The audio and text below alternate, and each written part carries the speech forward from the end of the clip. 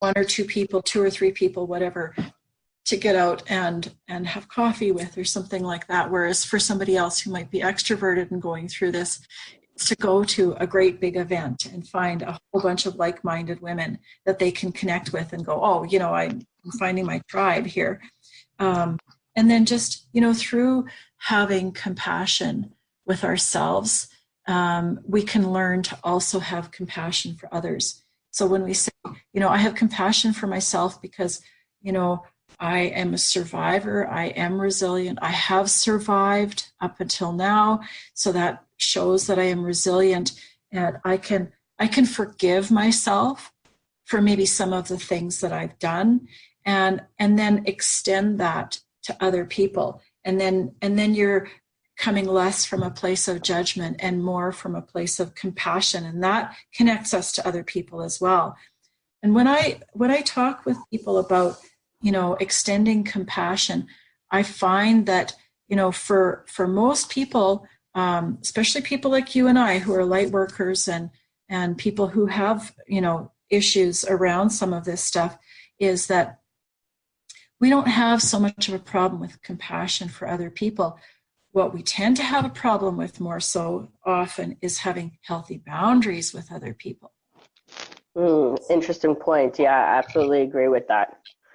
Yeah. And that's working with, so seeing the type of boundaries, again, it goes back to what you had mentioned earlier in Rick Hanson's book, is recognizing.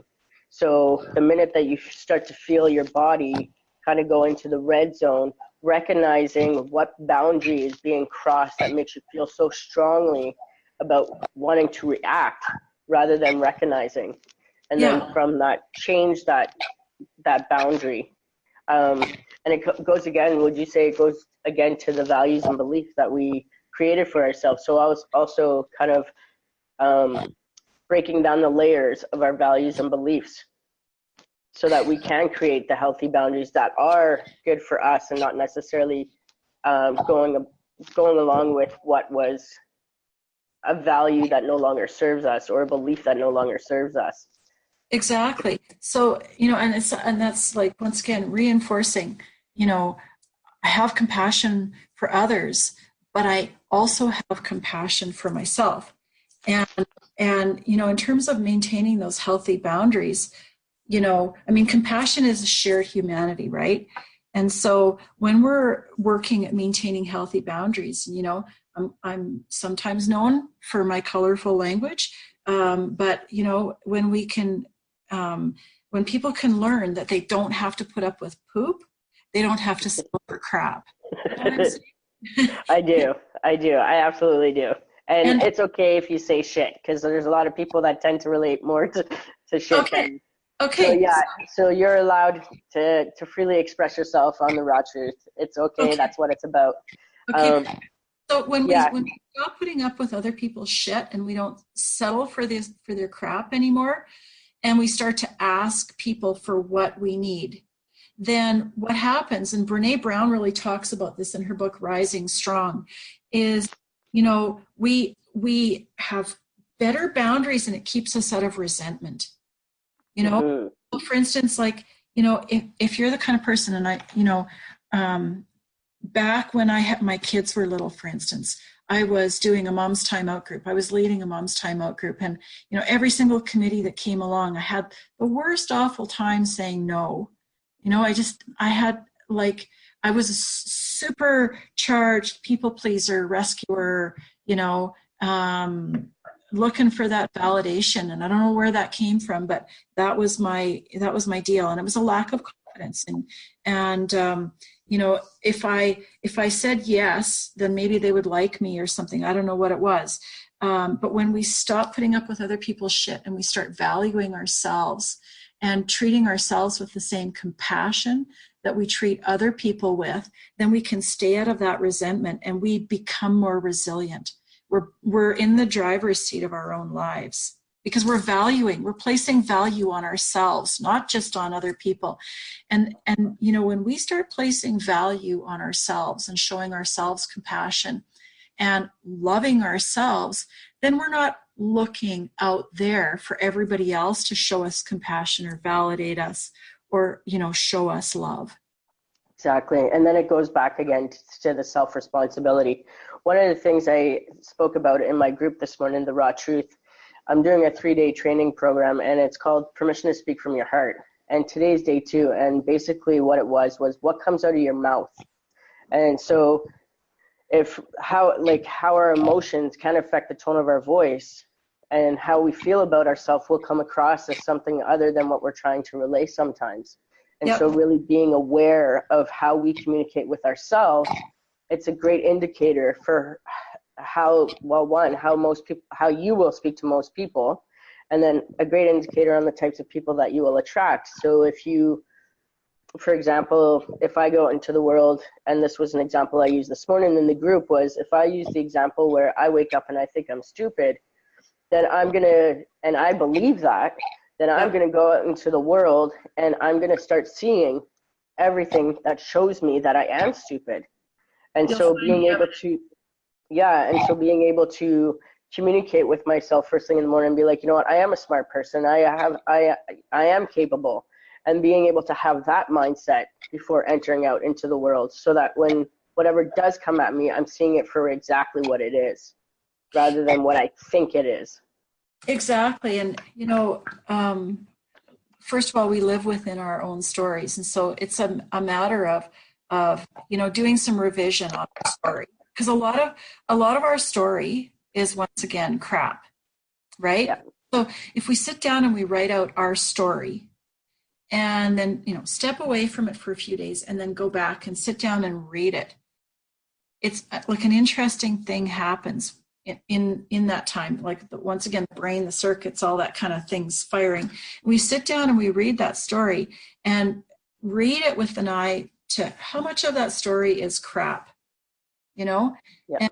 And then we start to realize these are messages that we're giving ourselves that keep us in the red zone. How can we take this story and revise it to get ourselves back into the green zone? And, I think a lot of this, it's people like you, Tracy, that are disruptors. You're changing the world with your thinking, because what's happening is our society really teaches us some myths. Our society teaches us that we can't control our thoughts, and, we mustn't face our fear. We mustn't, grapple with and deal with our grief. Like, it teaches us all these things. And so that actually leads to what you were referring to before, is this feeling of being frozen. Like, we haven't dealt with these things, where we give ourselves, this story that isn't really true, and we don't deal with our losses in life. And then, we're frozen. Yeah. We're just... I agree, because before, I am a trauma survivor, and one of the things I noticed prior to really diving deep into my healing was that I always remained in my story. But the funny part about that is I would always hear from people be like, well, that's not your story. That's not your story. And I would be like, well, yes, it is. And what I had to really do was I had to separate myself from the story and be like, oh, this is how Tracy experienced it, not all the things that had happened, because I was putting so much blame and so much responsibility on the other person for example, my sexual trauma story. It's heavy, it's intense, but I always thought that the reason these things happened was because of me. And so I would say, oh, well, he did this and he did that, and this is this and this is that. So everybody got to hear his story, but nobody got to hear mine. So it wasn't until I sat down with myself and I separated myself from the situation where I was able to be like, you know what, actually, Tracy was a small child. Tracy did not deserve this. That became my story, because I was able to take myself out of somebody else's story because they placed me in it. And then coming from a compassionate place of understanding within myself that I was not the one responsible. And from that grew with the skills of resilience to be able to change my mindset, to change the way I thought about things, to engage with people differently, to engage with myself differently even. Because again, I'm all about self-responsibility and integrity. And if you're going to do any sort of healing work, one of the things to acknowledge is the fact that your story is not the story that people placed you in. Your story is you, the part that you played in it. Even if that, sorry, go ahead. No, that's okay. One thing that's really coming up for me while you're explaining this is that, our story and where you placed yourself in it, and, he did, and he said, and he, did this to me and that to me, is that what that does is it really keeps us stuck in victimization. Yeah.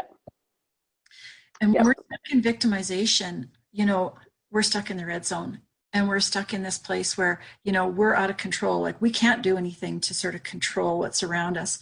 And, same thing, like after I, went through separation, and going through divorce is, you can stay stuck there and say, well, he did this and he did that and blah, blah, blah. But at some point you need to say, you know what, I'm just gonna get off this road, and I'm gonna go down a whole different road that I get to choose for myself. It's a difficult choice, because that different road involves all the things that you were just bringing up. It involves self-responsibility. It involves, creating your whole new destiny. It involves the death of illusion. That's huge for a lot of people. And so when you choose that different road, you need to step up, and then that means, like, facing some of our fears as well. And once again, like, this isn't done overnight. Like, this is done over time, as we read, as we learn, as we practice self-compassion, as we start to connect with other women, and we get that conditioning and that reinforcement, and then the brain starts to recircuit itself, Yeah, absolutely. It's beautiful. I love it. We're coming close to an end here, Debbie, but I want to thank you once again for being a part of this conversation. Again, if people want to connect with Debbie Ducommun, you can find her at the Resilience Divas Facebook private page. Is it private or is it public, Debbie? It's private, but I can, if I go to I don't know where I can go, but I can post it somewhere. It's just, facebook.com Resilience Divas. Okay. I'll also post it in my groups as well, so that people can get connected with you. I think what you have to offer the world is pretty powerful and pretty special. So I want to thank you very much for joining me here today on The Raw Truth, for sharing your story, getting really raw and really vulnerable, and understanding your place in this world. And honestly, I think the people that do work with you will be able to really grasp for themselves what they need to do in order to identify and work through their own trauma and regulating their pain. The 4 points that I really took from this today was the recognizing, resourcing, regulating, and relating. I think it's a huge part. I would like to have you in my group, private group, which is called The Raw Truth, and have maybe you come in and have a small discussion in my group as well, because I think everybody can learn from what you have to offer. So I want to thank you again for joining me on The Raw Truth, and we'll see you guys in a couple of weeks. Thanks. It's been an honor and a pleasure. Thank you. You're very welcome. Thank you. Okay. Bye now. Bye. Like a rainbow.